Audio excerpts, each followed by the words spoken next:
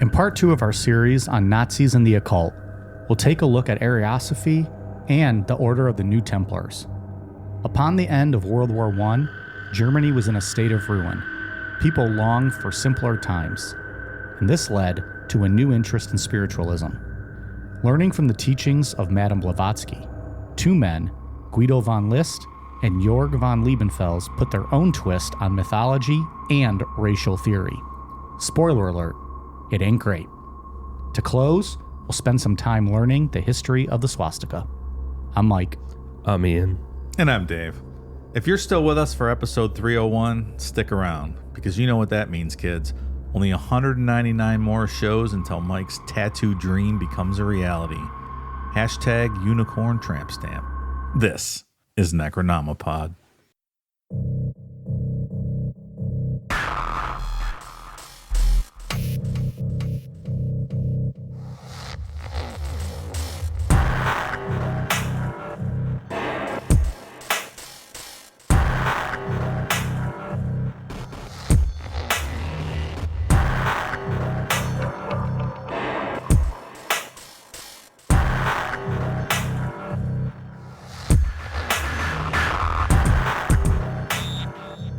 You guys watch the Oscars? No. When did that happen? Yeah, Sunday. Okay. Good. Who won? Who won, Dave? You watched all the movies. I did watch every single Best Picture nominee. So what should have won and what won? I believe Poor Things should have won. And? Oppenheimer won. Okay. Just my take. Was Oppenheimer at least a worthy opponent? Yeah, it was good. I don't think it was the best film of the year, though. Don't they nominate like 10 films now? Yeah, there's 10 now. That's a lot. What was all nominated? Barbie wasn't it? Barbie, I don't even, that's a horrible. I don't know how people like that movie. I know you liked it, Ian. like this. I have not I seen thought it was it. the dumbest fucking thing I've ever seen. Okay, he liked it. Was it best picture of the year? Like, just liking a movie doesn't mean it should be nominated. I think the message behind it's cool, and I think that plays a big part into it. I think it deserves to be there, at least for the very message. silly and annoying. I mean, if you're gonna nominate 150 movies, then maybe it should be there. But I like the days when there was 5 nominees, and all 5 of them were golden worthy. days, yeah. The Holdovers I really liked this year. That was good. And American Fiction I really liked. Oh, that was excellent. Those are my top 3. The rest were good. Anybody who won like best actor, best actress? Was that anything? Cillian Murphy won for Oppenheimer. So Christopher Nolan won director for Oppenheimer. they cleaned house. Yeah. Emma Thompson won best actress for Poor Things, though. Okay. She was naked half the movie. Who's Emma Thompson? Emma Stone. I don't know why I just said Emma Thompson. The girl Emma from Stone. Superbad. Yep, got it now. Yeah. There's a lot of Emmas. There's the Roberts and the Watsons and the Stones and the Thompsons, and it's very confusing. Did you watch Barbie by yourself? No. No, he watched it with his left hand and a bottle of lotion. I can't picture you just hanging out watching that movie. It's awful. I can't picture you watching. It's so dumb. I'm down with the message, man, but I don't know. I don't know. And I've seen Greta Gerwig other movies. I saw Little Women and a couple other ones. I'm a fan of her work. I just didn't like it. What is the qualifications to be nominated for Movie of the Year these days? I have no idea. Like, I feel like there's only 10 movies out in theaters anymore. Does that mean you're going to be nominated? Like, can independent ones that just go like straight to Netflix be nominated? Yeah. Netflix movies can be nominated. Sure. All right. So there's a lot of movies then. It's not just a few. Mm-hmm. Okay. All right. So Nazis, they were not a good time. Before we get into Ariosophy and the rest of the stuff we're going to talk about tonight, got to circle back to 1871.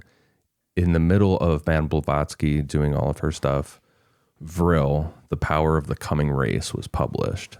Oh, what's that? It's a little bit of everything we've been talking about for the past couple of years.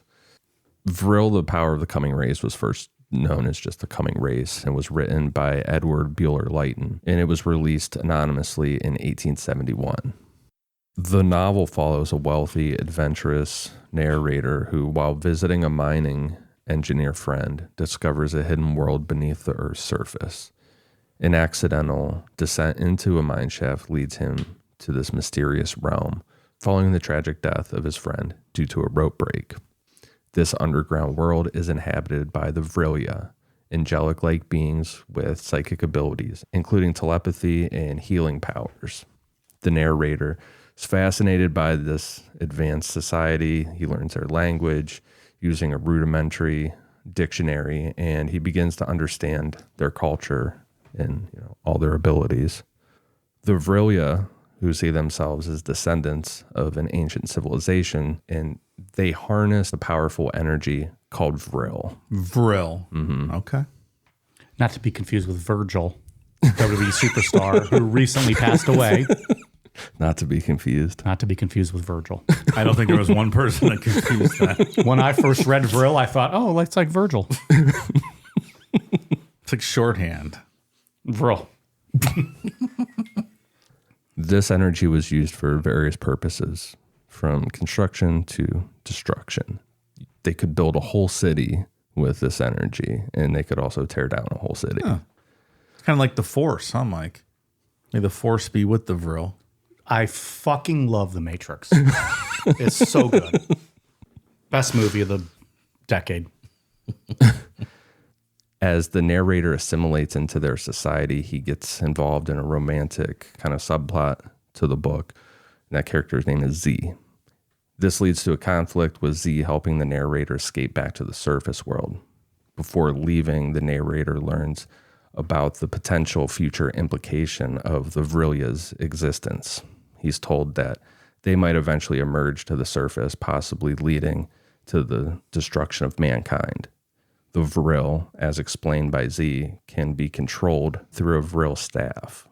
How do I get one of those? Like a Vril staff? Probably Amazon. You can probably have it by 8 a.m. if you want, Dave. Go ahead and check that out. Can wield the most powerful energy in the world. Amazon's like, fuck you. Why would you buy 8 a.m.? We're the most powerful energy in the world. Should I pay $2.99 to get it by 4 a.m.? Absolutely. Yes. You're damn right. I don't give a fuck who's delivering it. I want it now. Keep Vril in the back of your mind, because in part 4, we'll talk about a certain German scientist who might have figured out how to use that Vril energy to revolutionize rocket science. Who could that be? Virgil? $1 million champ, so I don't know. Maybe it's Avril Lavigne. Vril's actually in her name. Maybe so. Wasn't she married to Chad Kroger, Mike? Your hero? Well, it was the Canadian couple, of course. They were Canada's first couple. In the late 19th and early 20th centuries, Europe started drastically changing. Farms and small towns started to change into cities filled with factories. Industrialization really shifted the consciousness of areas in Europe. Instead of dictating time by when the sun came up or which season it was, everything was centered around factory schedules. Industrialization is obviously a good thing. It's necessary, but it caused a lot of problems in Europe in this time frame. Cities became overcrowded, living conditions got bad with areas turning into slums, and there were some major sanitation issues, things like that. All of these changes also changed how people interacted with each other, which caused some to get nostalgic, looking back to when things were, quote, better. Everyone always looking back at the good old days. Mm-hmm. They weren't always good, though. Cultural and intellectual aspects of Europe changed just as much as the cities. Things like museums, theaters, and concert halls started showing up, which led to artistic movements like realism, impressionism, and modernism taking shape. Not realism. That comes much later. Yes. With the French race car driver.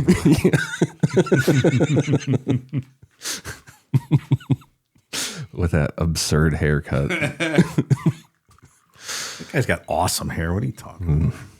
It's something. I don't remember the haircut thing. He's just got a big fro, but it's bald on top. Yes, now I remember. Yeah. I remember the race car thing, but the hair. Philosophers and thinkers of the time were challenging traditional beliefs, and Sigmund Freud changed everything about how we viewed the human mind, which we'll talk about that later on. The problem is that you want to fuck your mother. Is that Freud? I think that was him analyzing a West Virginian. That was real audio. Yeah. How'd you get that, Jake? I don't know. You're goddamn. I scoured the YouTube. The Carl Monday of podcasts. Romanticism was another layer to all these changes.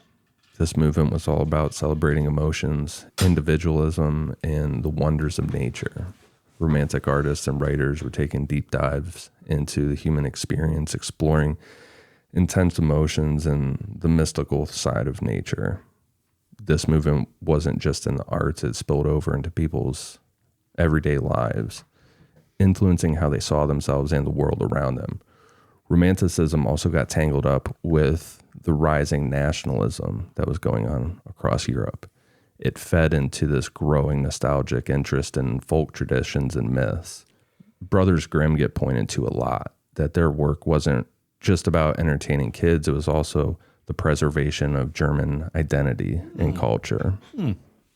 Behind Romanticism, an occult revival was also slowly building. Then Madame Blavatsky made her way through Europe, spreading Theosophy, which caused a boom in people looking beyond the material world, exploring the ancient wisdom that she was talking about, and then getting into astrology, alchemy, and Madame Blavatsky's ideas about the root races. She wasn't all that romantic. I think Madame Blowjobski was the more romantic of the two. There's nothing more romantic than a blowjob. I would give you that, sure. Can you DoorDash? I would give you that Can point. You I wouldn't DoorDash? give you that blowjob. It's clarifying. Well, incidentally, I bet that never ends up on the soundboard, right, Ian? He only fucking calls us out. Can I DoorDash a blowjob, you think? Now we're on to something. Door jobs. Hand or blow. How quick do you want it? And how intense do you want it? We can have the right person show up to your house. Like you just set a sliding scale. Yeah. And then do you prefer male, female? Like, what are you looking for? And you want it more gummy? Do you want it more toothy? Do you want it more aggressive? Do you want it more like dominant? Door job. How about a cool down media service? How about Oral Dash? I think we can do both. Let's do both. Let's just own both names so then that way no one can copy us. Didn't we talk about once doing a service like that where you also bring the food, but then you provide the sexual? Oh, man. That's the ultimate, That's right? the pinnacle of society. Like describing, Mike. I'm going to bring you your double Whopper with cheese, and I'm also going to lick your labia. Why would anyone ever leave the house again? There's no need. Not when Cool Down Media is at your service. Declan, start doing your tongue exercises. Yes, for pussy and cock. He knows the exercise. I wrote it out for him earlier. You're going to do them both, bud. And your bicycle. Your bicycle. Boy, they won't give him a license. He's going to be too tired by the time he pedals across Well, his legs might be. His tongue won't be. He'll be fine. He'll have dry mouth. It'll be like all sandpaper blowjobs. Hey, well, he'll figure it out. We'll pay for all the Gatorade and bottled water he needs. He'll be well hydrated, no excuses. If he wants to keep this job, he'll play like a champion. Thousands of other people who want his unpaid internship to live in a basement. It might actually be a great legal loophole. You just charge triple for the food and the blowjob's free. So you're not actually paying for the blowjob, you're paying for the food with a big upcharge. I feel like we should stop talking about this on air and have a real conversation with our attorneys. Oh, fair. I think we're on to something. So Madame Blavatsky came through Europe with all her ideas. And remember, she said that the Atlanteans were the fourth root race who evolved into the fifth. And, in her teachings, the current root race, the Aryans. What she originally said was that 9,000 of the Aryans made it out of the sinking of Atlantis, and they were all diverse in skin color. So the Aryans had diverse skin color. They did. What do you think about that, Adolf? 9. I don't think Adolf agrees with that. Charles Darwin's On the Origin of Species introduced the theory of evolution and the concept of natural selection, fundamentally changing the understanding of life. However, the interpretation of Darwin's ideas soon went beyond the biological realm, influencing social and political thought. This led to social Darwinism, which proponents like Herbert Spencer used to argue the principles of natural selection applied to human societies. This theory created essentially a ranking system on human societies and domination of weaker groups by stronger ones based on race and, various things. Parallel to the rise of social Darwinism was the development of racial theories, which looked to categorize humans into distinct races, particularly those believed to be of Aryan descent, which were frequently seen as the most advanced or superior. Influential works like Arthur de Gobineau's essay on the inequality of the human races and Houston Stewart Chamberlain's The Foundations of the 19th Century pushed these ideas, asserting that racial qualities determine the history, culture, and abilities of different groups. The eugenics movement was tied to all of these racial theories, and that gained traction during this period. Eugenics aimed to improve human genetic qualities through selective breeding. This movement, under the guise of scientific legitimacy, promoted policies to encourage reproduction among those deemed, quote, fit, and discourage or prevent it among those considered unfit, based on criteria like race, mental health, socioeconomic status. It starts getting not great getting into this stuff. Yeah. A lot of it, not great. Most of it, not great. And this episode's going to be, there's a lot of history. I think maybe we should have said that up at the top, but it's a lot of history. And it's just like how I wanted to lay out this series was that we start with real things and inch closer to the UFO conspiracies and, all the kind of off the rail stuff. You got to show how we got from there to what's coming. It's the bridge, right? The natural progression of these, or the bastardization, I guess, of these ideas that we talked about last week. Eugenics comes from the Greek word meaning good birth. This was coined by Francis Galton in 1883. I could hear Larry David saying it's a good birth. It's a good birth. It's a good birth. He was a British scientist and the cousin of Charles Darwin. He was influenced by Darwin's work on evolution. He theorized that if desirable traits could be passed down through generations, then it should be possible to enhance human traits and abilities through selective breeding.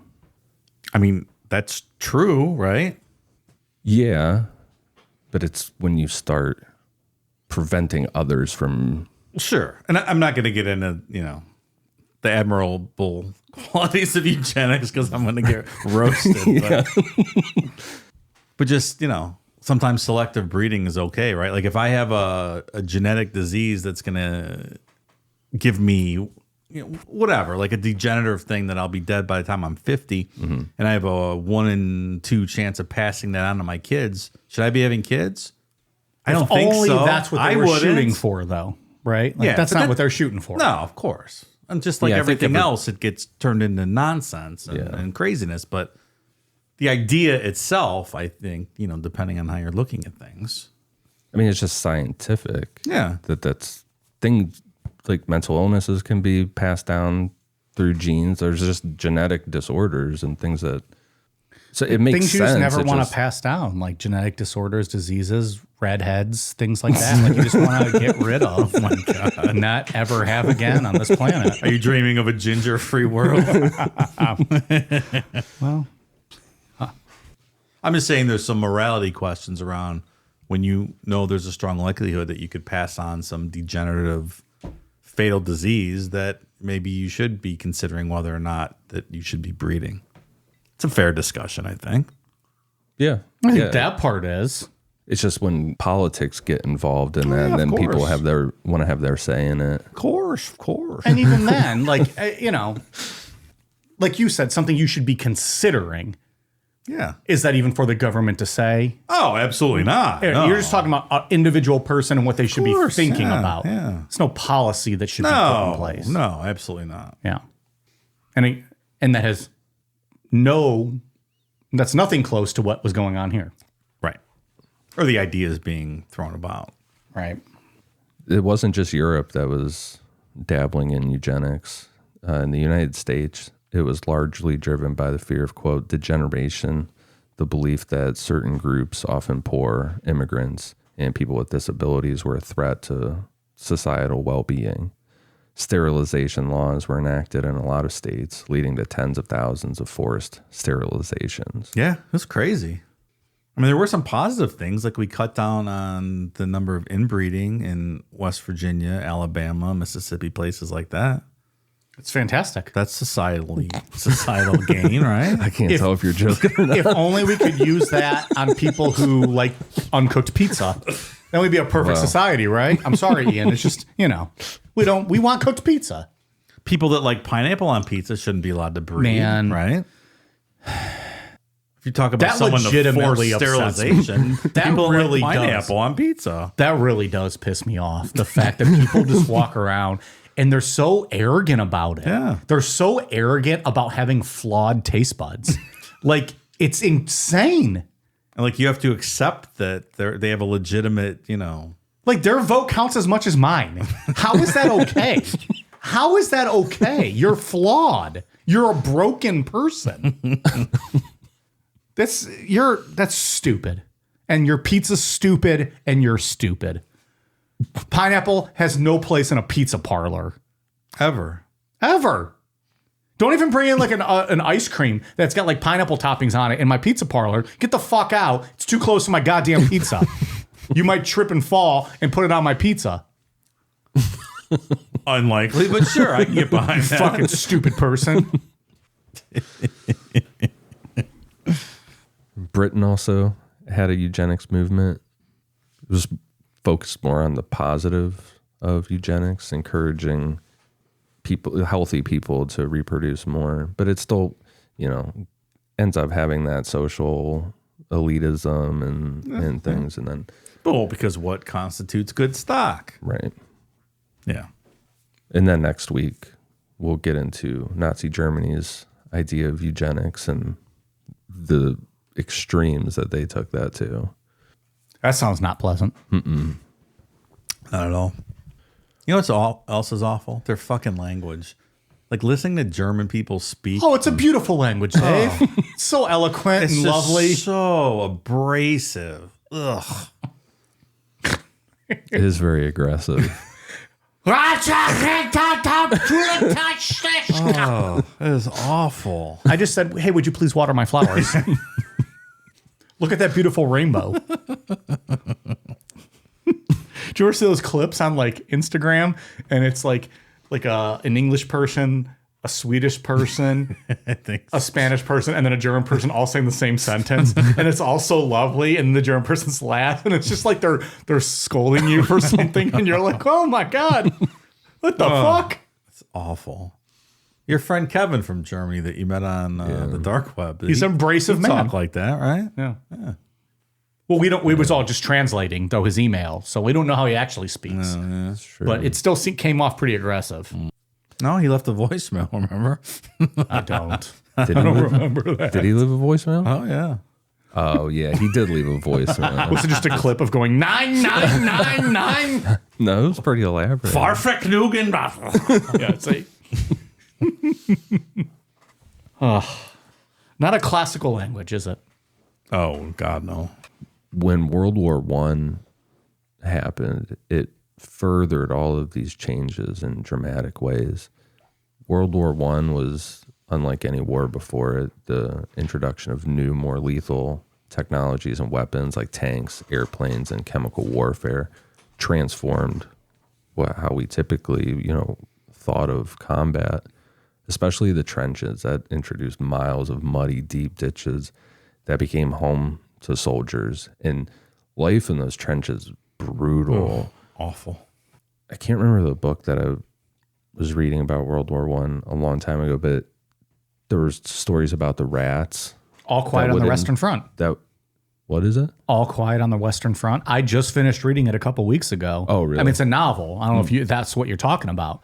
I just remember that the stories about the rats. They had to fight off rats every night. Yeah. They're living in the trenches. They're getting bombed. There's bodies all over that they're using to cover up with.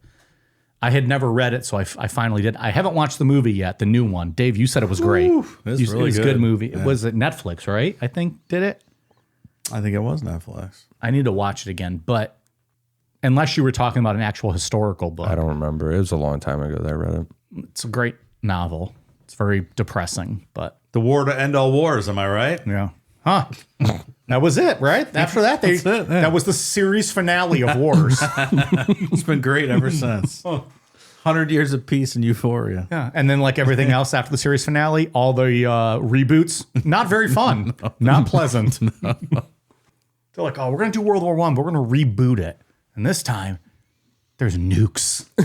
It's going to be fucking awesome, man. World War One is just insane. All of it. Everything around it was crazy. Like they were all cousins. Like the King of England, Kaiser Wilhelm in Germany, Tsar Nicholas in Russia. They were all cousins. Just like fighting each other. Have you not heard of the show Family Feud? That's what happens. He said how They get angry. ugh, awful. World War I and Vietnam are the two, and I don't dive into a lot of the wars with my history reading. It's just not my forte. But World War I and Vietnam always seem like they're just the most atrocities with those. Yeah. Like, and I understand that it was the nuclear bombs in World War II, and that was obviously awful. But when you just hear about like the guys fighting and, you know, on the front lines, those two always just, they seem rough. Yeah. Nothing good about it. Yeah, the in-your-face personal aspect, I think, of both of those wars, yeah. It's brutal fighting. Yeah. And Like the tunnels and stuff in Vietnam. Oh yeah. Like that's brutal fighting. Like that, you're face to face with somebody and somebody's leaving that tunnel and someone isn't. Yeah. There was a lot of brutal hand-to-hand combat with Japan too, in the island fighting at Guadalcanal and a lot of those places as well. Absolutely. I just mean, you know, some of these stories I hear, I just feel like those two always just stand out to me, Vietnam and World War I. There's obviously atrocities with all wars. I don't mean to minimize the other ones. Civil War obviously was terrible too. You're working with fucking guns that were broke half the time, and now you're hand-to-hand combat. Feeds the rich and it buries the poor. It certainly does, Dave. That's what Axl Rose said. That's what say? That's what Axl Rose. The human cost of World War I was staggering. Millions of soldiers and civilians lost their lives. So the war had an impact on the home fronts of countries involved, and it changed everyday lives for millions of people. Slightly more civilians killed than military personnel. Just Really? wild, yeah. Like 10 That's million crazy. civilians and like 9.7 million soldiers. That's wild. Uh-huh. That's a lot of fucking people. Mm-hmm. Politically, the war resulted in significant changes. Empires fell, new nations emerged, and political maps were redrawn. The Russian Revolution of 1917, which led to the rise of communism and the formation of the Soviet Union, was one of the most significant events during this period. The end of the war saw the dissolution of long-standing empires, including the Austro-Hungarian and Ottoman empires, and the emergence of new countries in their place. It's a whole empire based around putting your feet up.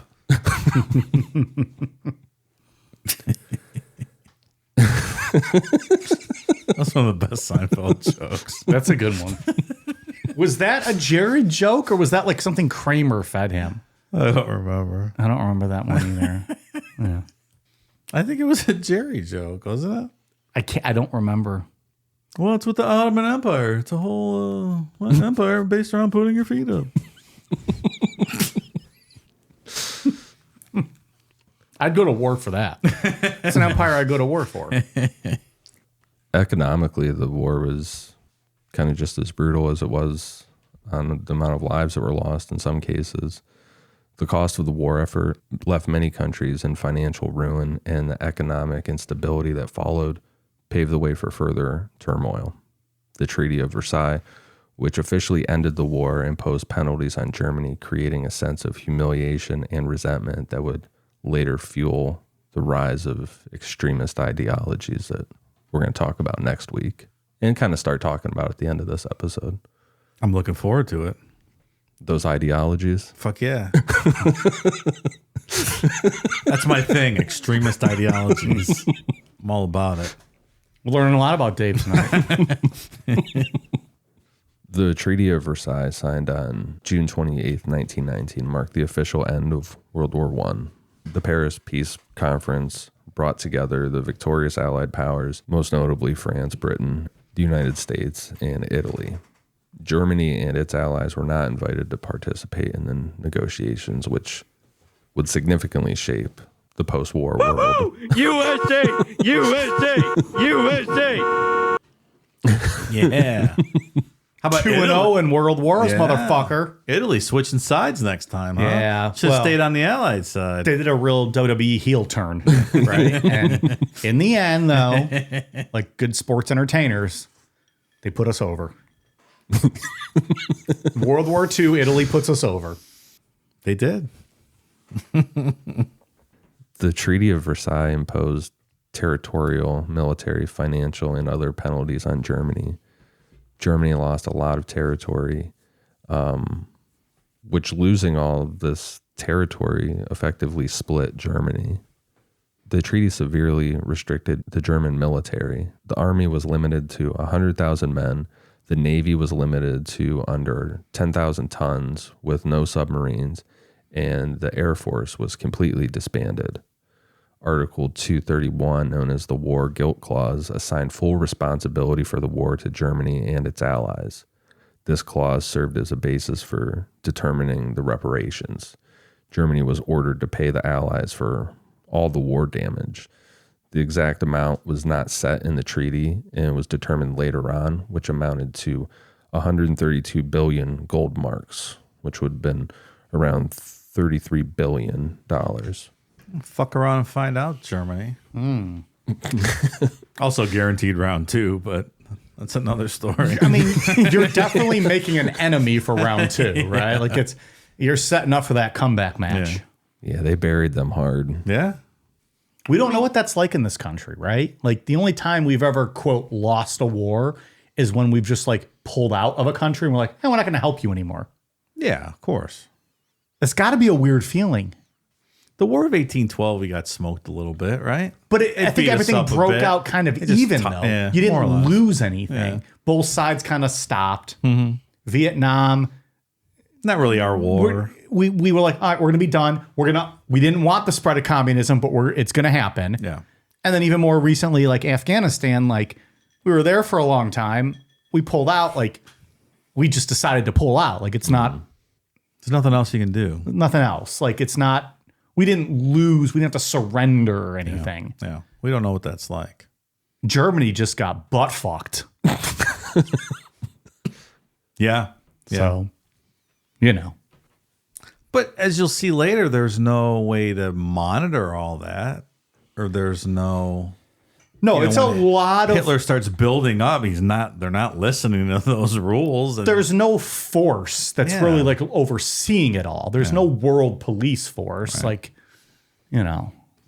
fucking Germans. Every time. They have good food. Oh, yeah. That's I fucking love awesome. food. No one's disparaging the food. Let's be clear about that right now. Good fucking beer, too. Go to the Hofbräu house right now, and you will be in a sleep coma for a week and a half.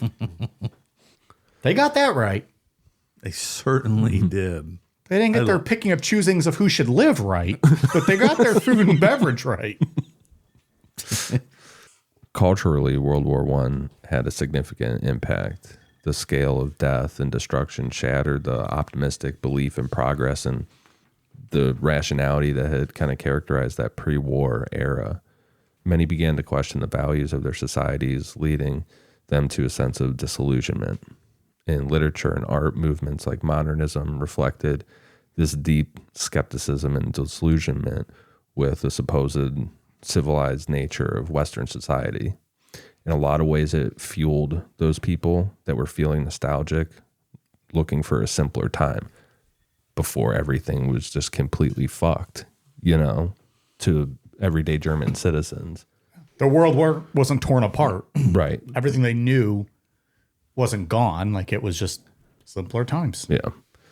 I will say, though, based on what I've seen and read, Berlin in the 1920s was a fucking great place to be alive. Yeah. Just with the fun that was going on there until it kind of swung back the other way with Hitler in the 1930s. But 1920s Berlin seemed to be a pretty fun place. Wish I could go hang out there.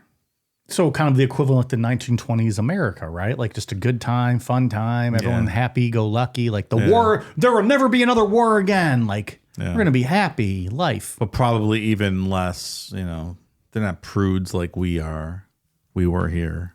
Just kind of like a free-for-all. A lot of fucking. Open society. Let's cut to the chase. A lot of fucking. A lot of fucking. A lot of fucking. A lot of fun. A lot of fun. What does a German fuck sound like? That was romantic talk. Like that was foreplay. That was sweet nothings. I think that's my translation. All right. So 1920s Germany, good. Yeah. The teens and the 30s, not so good. Not so good. Take note, time travelers. Yeah, stick to the 20s. This show is sponsored by BetterHelp. Imagine you've been given the gift of having an extra hour added to your day. Would you spend it sleeping, exercising, spending quality time with family and friends? A lot of us spend our lives wishing we had more time. But the real question is, time for what? If time was unlimited, how would you use it? The best way to fit those special moments into your schedule is to figure out what's important to you and to start making those things a priority. Therapy can help you find what matters to you so you can do more of it. Therapy can be a great place to filter through the monotony of life and pinpoint what's really important to you, where you're happiest, where you thrive, where you'll be satisfied spending your life, and won't look back with regret as time wasted. This month, BetterHelp Online Therapy wants to remind you that putting in the work to improve yourself will also help you discover what you should do with the precious gift of time. Therapy empowers you to be the best version of yourself. If you're thinking of starting therapy, why not give BetterHelp a try? It's entirely online and designed to be convenient, flexible, and suited to your schedule. All you have to do is fill out a brief questionnaire to get matched with a licensed therapist, and you can switch therapists at any time at no additional charge. It's time to start celebrating the progress you've made. Visit betterhelp.com/necro today and get 10% off your first month. Again, that's betterhelp, HELP.com/necro. That movement of people kind of looking back really focused on Germanic paganism and mythology. Literary interest initially drove the study of Germanic mythologies with scholars like Jacob Grimm, one of the brothers Grimm, diving into these myths and insights into Germanic past. Boy, those old Brothers Grimm stories are great before they got sanitized for modern children. Fucking pussies nowadays. This shit was wild. Getting your eyes pecked out. Yeah, all kinds of good stuff. Yeah, if you can get a copy of those old original form stories, they're great. Didn't we tried to do a show on that once? Didn't it not work? What was it? The Grimm brothers, like fairy tales. Remember we tried recording it for like a bonus show or something. Yeah, it didn't flow. It didn't flow. We ended up axing it. You're right. We did. I bought a book for it, and then we ended up just Can't all be home runs. Moving on. And we won't release it. We won't release subpar work. Fuck no. We stand behind everything we put out. Sure about that? Ish. The Eddas and Sagas, medieval collections of myths, legends, and heroic tales from Iceland, played a huge part in this as well. A lot of Norse myth and cosmology gave narratives about gods and heroes and tales from the Viking Age that trickled into Germanic mythology. Yeah. And Ariosophy pops up. Here we go. Tying it all in. Here we go. Oh, now shit's popping off. Which Ariosophy is wisdom concerning the Aryans. Or lack thereof. And there's other esoteric offshoots. These Germanic myths were interpreted not as cultural artifacts, but as hidden spiritual truths. People will talk about later, like Guido von List and Jörg Lanz von Liebenfels, read these myths as holding secret wisdom about the origins and the destiny of the Aryan race, who Aryan race is 100% real to them. Okay. This kind of interpretation gave these myths a new significance, linking them to racial theories and nationalist ideologies. Important figures from Germanic mythology like Odin, Thor, and the Valkyries were celebrated not just as mythical characters, but as embodiments of ideal Aryans, what an Aryan should be. Symbols like the swastika were reinterpreted within all these movements within Ariosophy, which we'll talk about that later. Essentially, what this is all going to boil down to is the idea of, hey, those Atlanteans that Madame Blavatsky said were superior giants with all this advanced technology, that's us.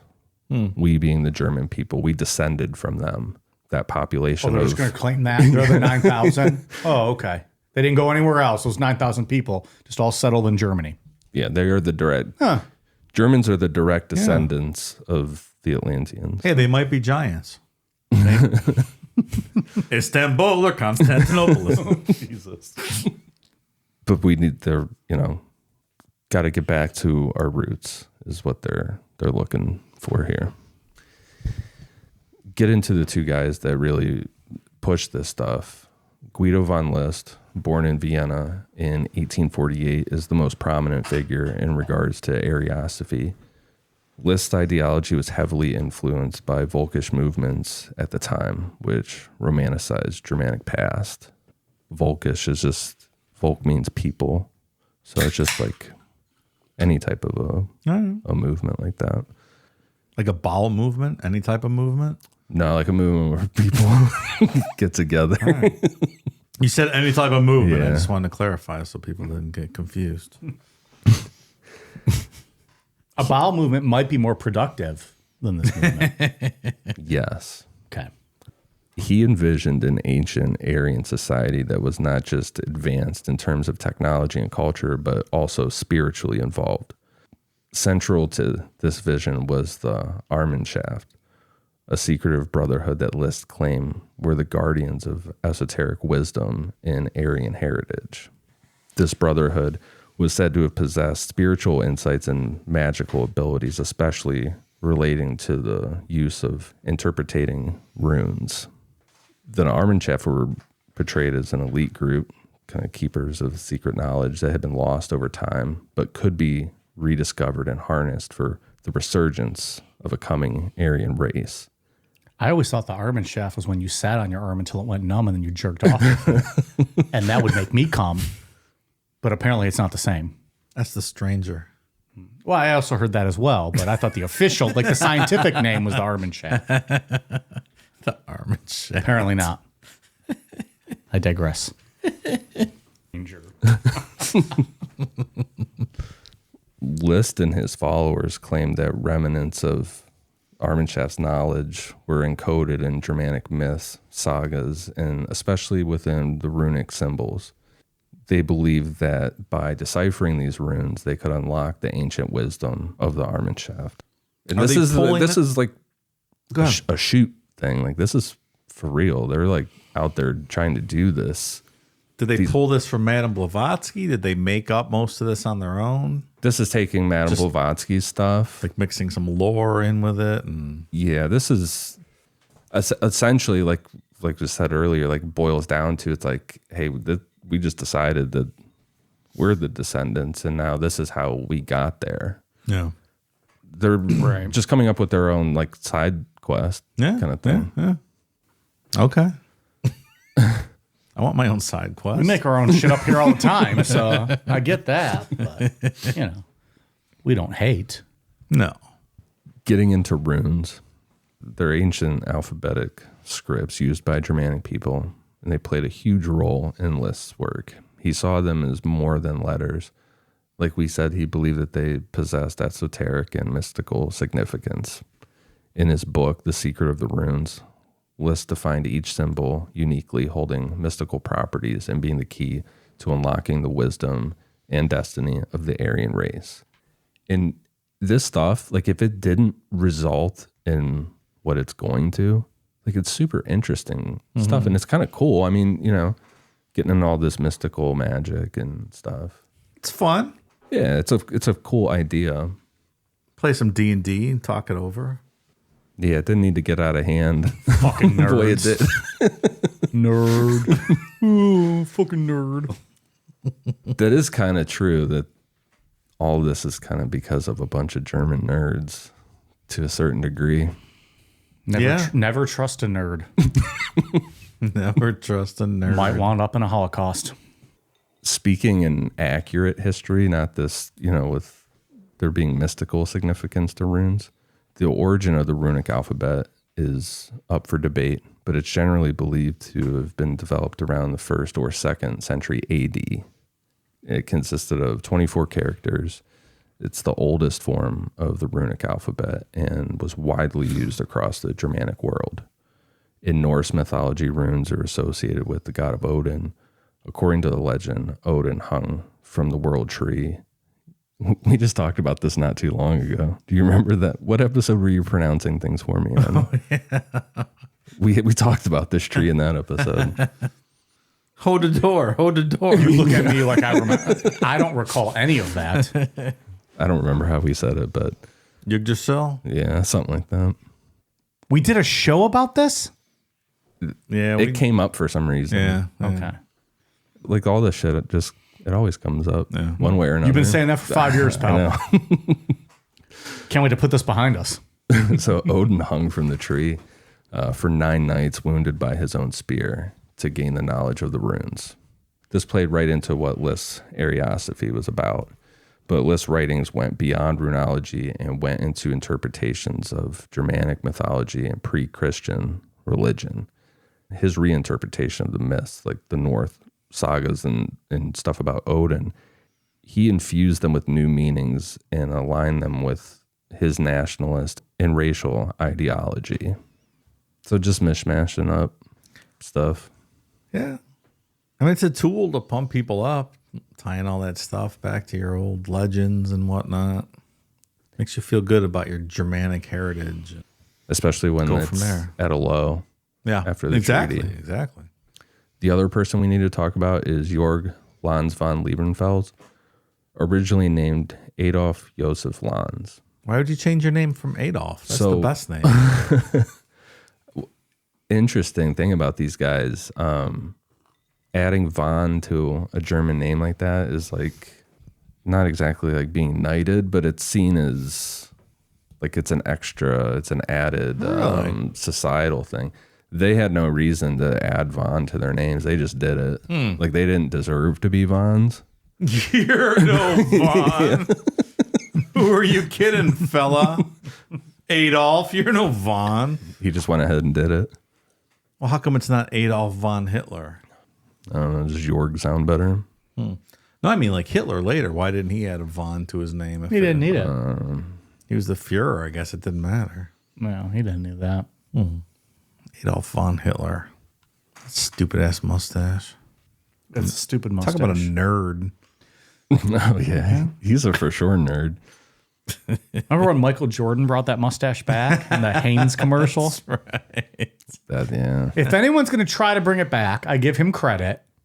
He could do it, but he didn't keep it. It didn't catch on. It's a tough one to catch on. Yeah. I mean, it's not a good look in general. Nobody wants just fucking that. You gotta do the opposite. Didn't G.G. Allen have the opposite? Like with the like just this here? That sounds right. Maybe. I think he did at one point. So Lanz was born in 1874 in Vienna. Lanz was initially a Cistercian monk, but later went on a path that combined esoteric Christianity with racial theories and occult beliefs. His central ideology, theozoology, presented a world view where humanity was divided into various races, with the Aryan race portrayed as the superior one, both spiritually and evolutionary. He said that this superiority was not just physical or cultural, but deeply spiritual, claiming that, quote, lower races were the result of forbidden unions between humans and, quote, ape men. Something wrong here. It's kind of hard. That's a hard one to read, even. Jesus. Ape man. Okay, Adolf. Whatever you say. Is this, if you're named Adolf, are you just a bad person? I'm 2 for 2 in my knowledge of Adolfs. I have yet to know a good Adolf. Unfortunately, that name has gone by the wayside, and I don't think you see too many Adolfs anymore. Even back then, though, you don't hear of a hero. Adolf Kors. Wasn't Adolf Kors the founder of Kors? Spelled differently, though, right? Was it? I don't know. I think. And even still, shit beer, fuck him. Okay. Am I wrong? You gonna drink a Coors right now? No. You don't like Coors Light one bit, pal. Don't act like you do. It's not very good. No. I'll take a Bud Light over a Coors Light. I think I would too. Obviously, Diet Miller #1. Yeah. Of course. PH. Yeah, I thought he spelled it different. That counts as different. I'm calling it. It's like fat and fat. It means Different very meaning. different things. Yeah. There are some people listening that are not going to get that fat and fat. And they're too young to listen to this show. So turn the podcast off, please. Lanz's ideas were pretty much completely influenced by Madame Blavatsky.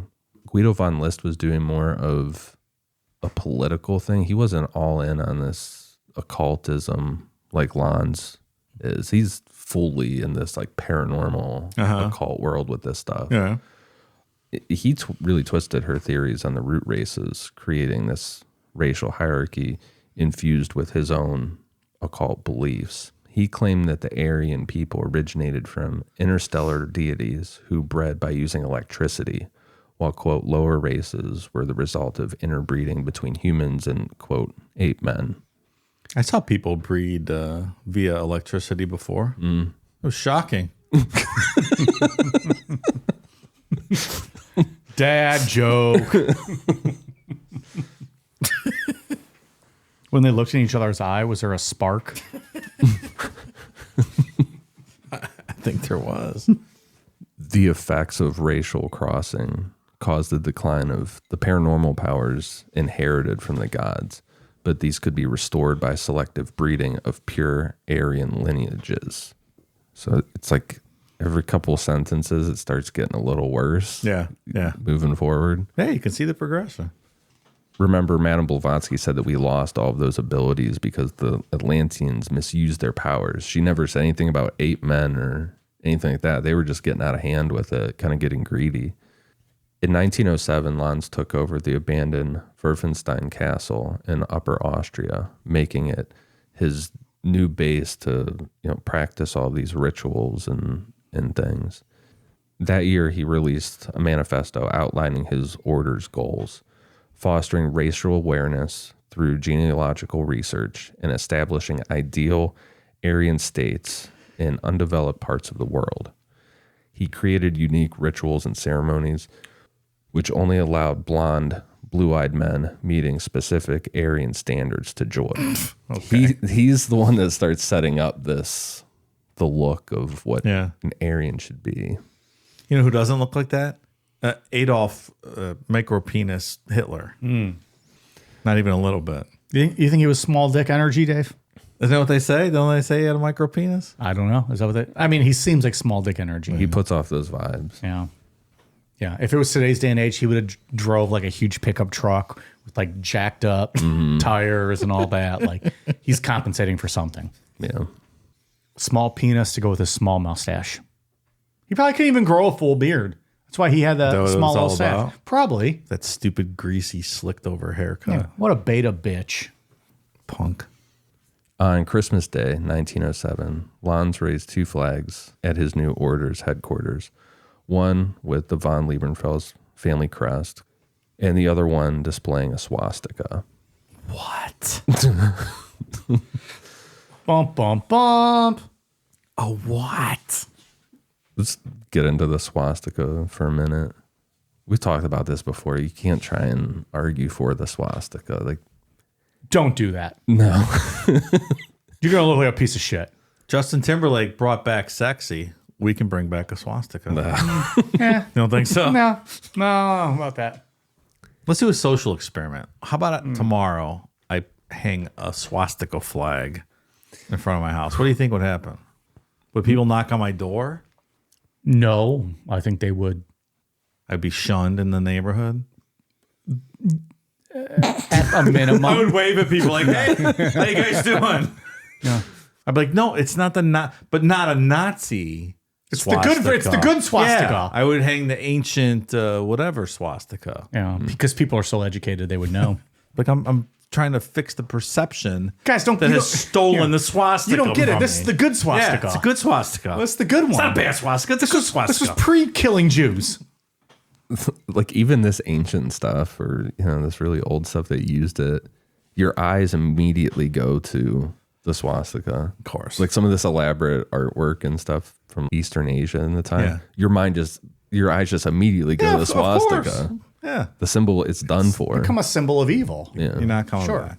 Well, if you remember the Raelians we talked about earlier, those guys, every day they have like a swastika, not every day, every year, like a swastika rehabilitation day. Yeah. They try to rehab the swastika and bring it back as a symbol of good. Yeah. It was dumb then when we first talked about it. It's dumb now. Just draw a new symbol, man. Yeah, make a new symbol. It's very You easy. do it. I can go home right now and stick figure something that 19 people get tattooed on them. It's not difficult to come up with a good symbol. Just put your heart and soul into it, and that's all that matters. You don't need. I like your outlook tonight, Mike. You don't need those fucking swastikas. You don't need them. No. Ditch the swastika. Do it. Do it. Do it. So the swastika has been used for over 3,000 years. Its name comes from the Sanskrit word svastika, meaning conducive to well-being.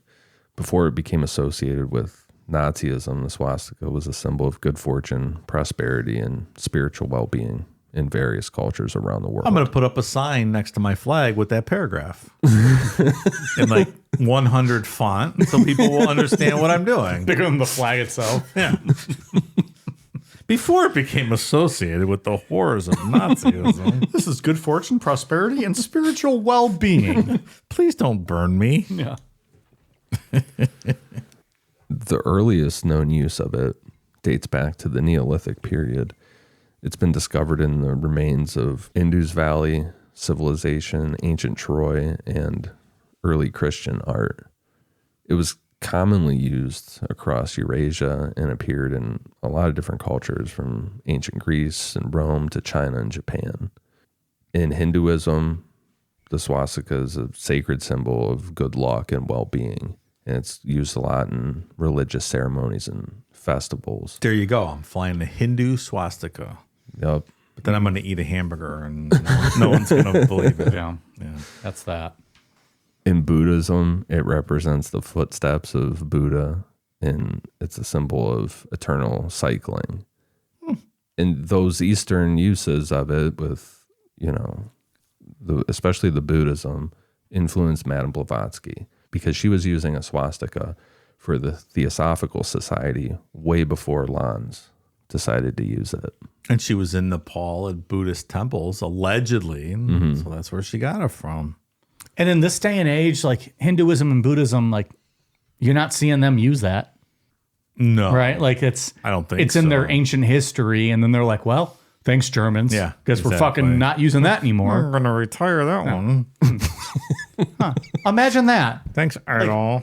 At least having the foresight to be like, you know what? Probably not a good idea anymore. Yeah. We're gonna move on. We're gonna do other things. Got to roll with the times. Good for them. Of course. Of course. So back to Lanz. Around the time that he was, setting up his castle and doing the rituals and things, he started a monthly publication called Ostara, and it was his primary way of putting out these ideas. The magazine is named after the Germanic goddess of spring and rebirth.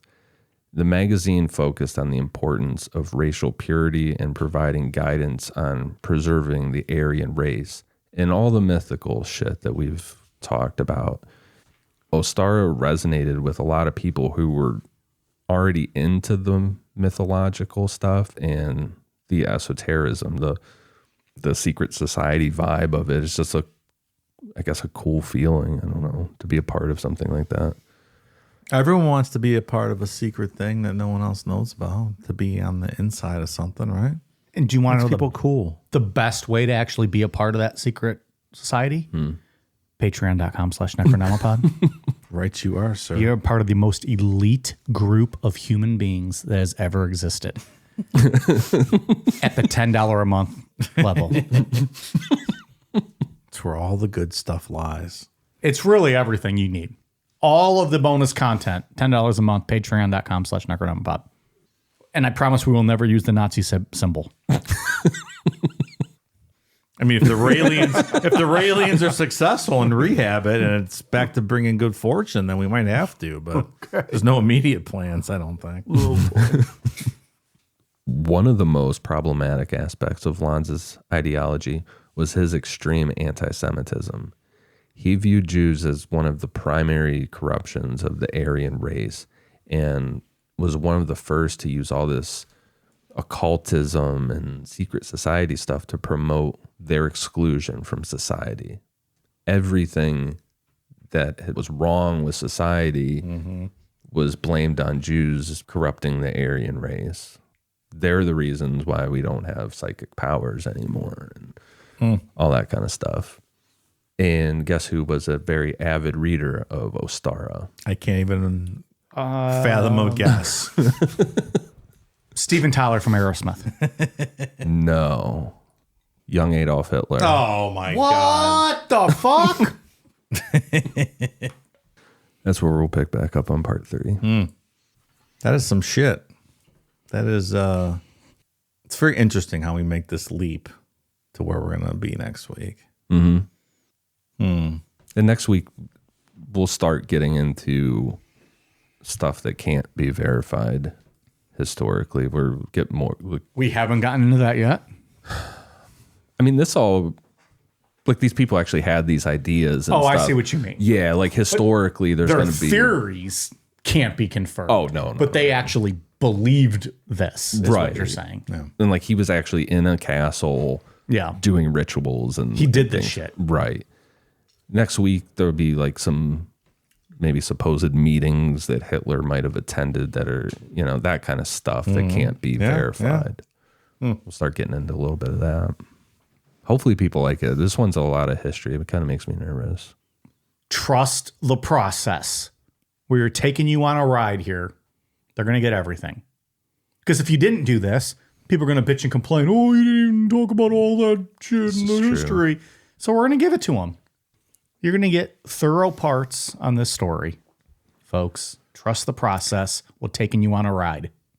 It's just amazing that some of, I guess, who in their time would be not, that significant, how these ideas can just grow and fester and evolve into something else. And you just see this kind of jagged line from the origination of these beliefs into what happens. It's crazy.